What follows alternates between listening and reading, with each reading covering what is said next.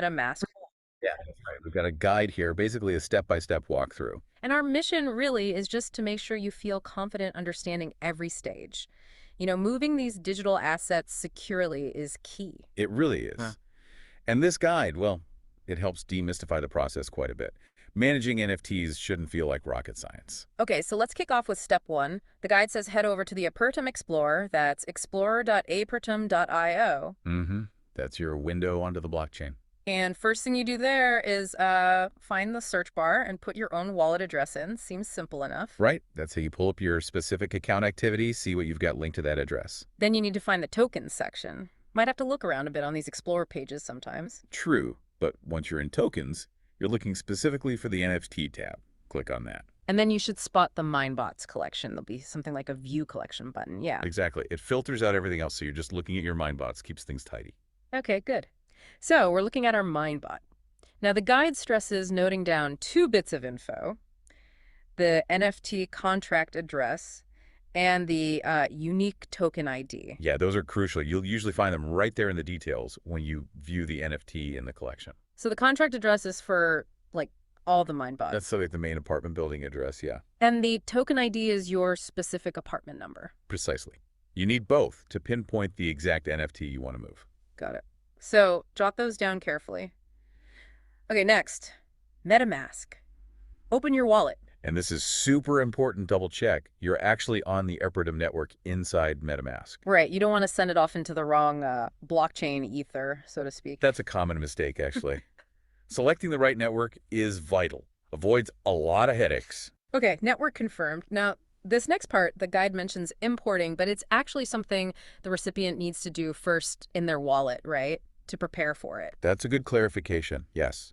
The person receiving the NFT needs to go into their MetaMask, find the NFTs tab, and hit Import NFT. Ah, okay, so they're getting their wallet ready. Exactly. It's like telling their wallet, hey, be ready to display this specific NFT when it arrives. It doesn't move it yet, just makes it visible once it is moved. So the recipient takes that contract address we noted down. Yep, paste that in. And then enters the specific token ID for the MineBot being sent. Correct. They hit confirm, and it should then sort of appear as a placeholder or be ready to appear in their wallet list. It essentially tells MetaMask to recognize and display that NFT associated with their address. Okay, makes sense. Now back to you, the sender.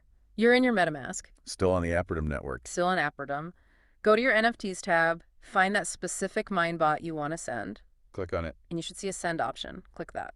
This is where the actual blockchain transaction starts, the transfer of ownership. And then the big moment, entering the recipient's wallet address.